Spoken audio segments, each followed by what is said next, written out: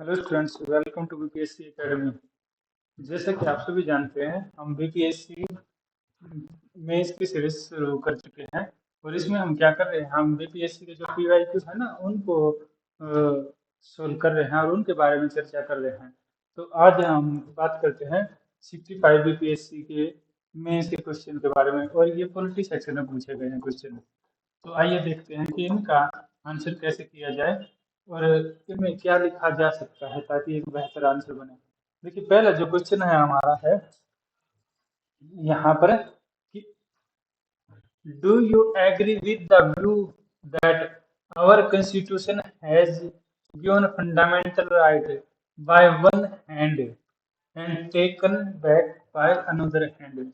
यहाँ पर आपसे ना दो स्टेटमेंट पूछा गया है। पहला है कि आप क्या एग्री हैं कि हमारे कॉन्स्टिट्यूशन ने एक हाथ से फंडामेंटल राइट दिए हैं जो कि दूसरे हाथ से वापस ले लिए हैं, ये पूछा गया है इस क्वेश्चन में। तो जब हम इस क्वेश्चन में के बारे में लिखेंगे तो हम लिखेंगे सबसे पहले इसका इंट्रोडक्शन में हम बताएंगे कि फंडामेंटल राइट क्या है और उनकी इम्पोर्टेंस। फिर हम लिखेंगे इसमें मेन बॉडी, और मेन बॉडी में हमें ना दो चीजें लिखनी है जो मेन बॉडी आएगी। इसमें रहेंगे इसका do you agree with the view that given by fundamental right given by one hand, यानी कि एक हाथ से दी गई, यानी इसका पॉजिटिव पक्ष है। And taken back by another hand, यानी कि दूसरे हाथ से वापस लिए गए, यानी उसका जो दूसरे वाला पक्ष है। तो यहाँ पर यानी पहले में हम लिखेंगे फंडामेंटल राइट कौन कौन से हैं, और सेकंड में हम लिखेंगे फंडामेंटल राइट की लिमिटेशन, यानी उसकी सीमाएं कहाँ कहाँ सीमाएं। तो फंडामेंटल राइट यहाँ पर हम लिखेंगे आर्टिकल 14 से लेकर हम सारे लिखते जाएंगे। जैसे आप लिखेंगे यहाँ पर आर्टिकल 14 आप लिखेंगे तो आर्टिकल 14 के बारे में यहाँ पर बता देंगे। 14 से लेकर यहाँ पर लिखेंगे 14 से 18 तक आप लिख देंगे। फिर यहाँ पर है ना राइट टू इक्वलिटी,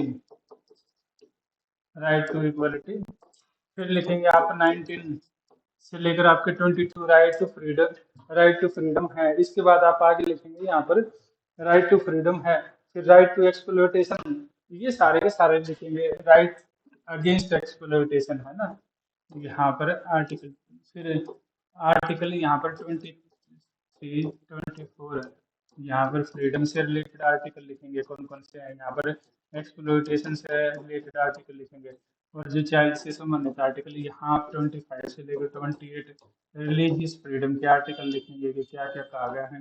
फिर 29 और 30 के बारे में लिखेंगे आप। फिर इसके बाद आप 32 के बारे में लिखेंगे, कॉन्स्टिट्यूशनल रेमेडीज की बात करती है। ये ऐसे करके ना आप सबसे पहले क्या लिख देंगे, आर्टिकल कौन से हैं।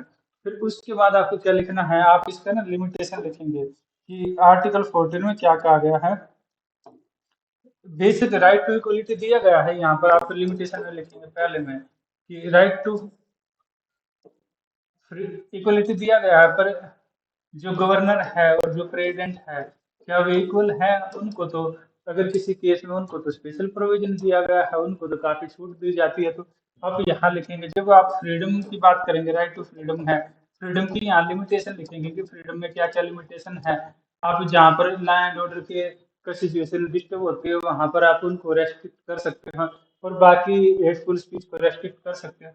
इससे रिलेटेड आप यहाँ पर सेकंड वाले से रिलेटेड आप लिखेंगे लिमिटेशन क्या है। फिर आप थर्ड वाले से रिलेटेड आप लिखेंगे राइट टू एक्सप्लॉइटेशन से रिलेटेड आप लिखेंगे कि ठीक है। पर आप इसके साथ साथ आप ये भी ऐड करेंगे कि यहाँ पर क्या है, राइट अगेंस्ट एक्सप्लॉइटेशन है, तो यहाँ पर आप ऐड करेंगे कि ठीक है, जो माइनॉरिटी है बच्चों को कोई घरेलू और बाकी कामों में तो हेल्प करने के लिए मनाही नहीं है, क्योंकि वो लिमिटेशन हो गया ना वहाँ पर।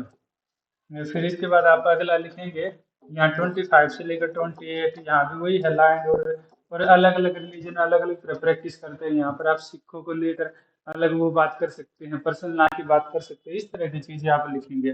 और फिर ये लिखने के बाद आप ये आ गया आपका पॉजिटिव में ऊपर आ गया, तो ये नेगेटिव में आ जाएगा। फिर एक सॉलिड से आप कंक्लूजन देकर कंक्लूजन पे आप में आप लिखेंगे कि हाँ ठीक है, संविधान में कुछ काफी राइट दिए हैं, हम बेशक उनके ऊपर कुछ सीमाएं, पर क्या है ये सीमाएं इसलिए लगाई गई हैं ताकि जो जो फंडामेंटल राइट दिए गए हैं उनका दुरुपयोग को रोका जा सके।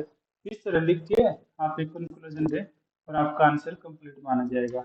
और आपके अगर 38 मार्क्स हैं तो उसमें लगभग आपके पूरे नंबर आएंगे, 22 से लेकर 26 तक आपके नंबर आ जाएंगे।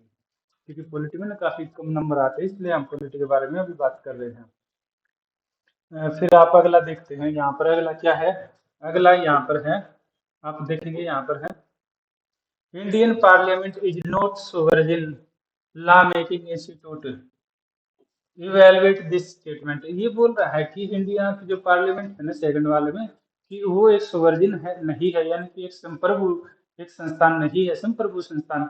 तो आपको ना यहाँ पर क्या संप्रभु के बारे में बात करेंगे हम, और ये क्या कहना चाह रहा है उसके बारे में बात करते हैं। एक सीधी स्टेटमेंट है तो इसको इवेलुएट करना है। तो यहाँ पर हम सबसे पहले लिखेंगे इंट्रोडक्शन में, लिखेंगे सबसे पहले सेकंड वाले क्वेश्चन के इंट्रो में कि सोवर्जिन क्या होता है। सोवर्जिन एक ऐसी बॉडी होती है जिसके ऊपर कोई बाहरी अंकुश नहीं होता है, जो अपने सारे काम खुद करती है। जैसे कि कोई कोई नेशन हो सकता है, नेशन होता है सोवर्जिन, उसके ऊपर कोई भी अंकुश नहीं होता है, कोई विदेशी सरकार उसके ऊपर नियंत्रण नहीं करती। क्या इंडिया की कॉन्स्टिट्यूशन ऐसी है कि वो जो चाहे वो कर सकती है? ऐसी स्टेटमेंट आप देखेंगे, ऐसी स्टेटमेंट पहले सबसे पहले आपने इसकी डेफिनेशन लिखी कि सोवर्जिन एक ऐसी बॉडी होती है जिसके ऊपर कोई बाह्य कंट्रोल नहीं होता है, ये अपने सारे डिसीजन लेने में ऑटोनोमस होती है, ये होता है सोवर्जिन। जैसे इसमें एग्जांपल देंगे आप, ब्रिटेन की जो है उसको ना सोवर्जिन कहा जाता है। तो ये आप लिखेंगे। फिर इसके बाद जब मेन बॉडी में लिखेंगे तो मेन बॉडी में लिखेंगे कि मेन बॉडी में आपको लिखना है कि क्या क्या लिमिटेशन है इंडिया के पार्लियामेंट पर। इंडिया की पार्लियामेंट पर आप देखेंगे ना यहाँ पर क्या क्या लिमिटेशन है, यानी रेस्ट्रिक्शन क्या है। क्योंकि इंडिया की पार्लियामेंट क्या करती है, इंडिया की पार्लियामेंट लॉ मेकिंग बॉडी है। तो लॉ मेकिंग बॉडी है तो इस पर किस तरह का है, इस पर जनमत का होता है, पब्लिक का होता है। पब्लिक का है, पब्लिक का ना काफी ज्यादा इसके ऊपर कंट्रोल होता है। हर 5 साल में इलेक्शन होते हैं। इसके बाद यहाँ पर क्या रहता है, यहाँ प्रेशर ग्रुप का काफी कंट्रोल होता है, प्रेशर ग्रुप होते हुए कंट्रोल करते हैं। एजुकेशन वगैरह काफी ज्यादा होते हैं, इस तरह से कंट्रोल किया जाता है। इसके अलावा आपने देखा है किसान से संबंधित एजुकेशन हुए थे, एनजीओ का यहाँ पर कंट्रोल होता है। एनजीओ काफी ज्यादा धरना प्रदर्शन करते हैं, निर्भया वगैरह बाकी चीज में आपने देखा है। इसके अलावा आप देखेंगे कि यहाँ पर किसका है, जुडिशरी का कंट्रोल होता है। जुडिशरी अगर कोई ऐसा कानून बना देती है, इंडिया की जो पार्लियामेंट है जो कॉन्स्टिट्यूशन से रिलेटेड नहीं है, तो उसको खारिज कर देती है जुडिशरी। तो ये सारी चीजें आप लिख देंगे। और बाकी इस पर मीडिया का कंट्रोल होता है, मीडिया का है। इस पर क्या कैसा रहता है, इस पर जो अंतर्राष्ट्रीय संस्थाएं होती है कहीं ना कहीं हल्का सा उसका भी कंट्रोल होता है कि दूसरे, क्योंकि आज अब ग्लोबलाइजेशन वर्ल्ड में क्या है, इन्वेस्टमेंट इन्वेस्टमेंट तभी ज्यादा आता है अगर छवि दूसरे देशों में अच्छी है, तो कहीं ना कहीं उनकी भी भूमिका होती है। तो इन सारी चीजों को देखकर हम ये बोल सकते हैं कि इंडिया की जो पार्लियामेंट है वो सुवर्जिन नहीं है। पर कहीं ना कहीं हम इसमें पर हम यहाँ पर ये बताएंगे कि कुछ हद तक हम ये मान सकते हैं कि इंडिया की पार्लियामेंट को काफी ज्यादा पावर दी गई है। भले ही सुवर्जिन है पर उसके पास काफी ज्यादा पावर है। जैसे कि इंडिया की जो है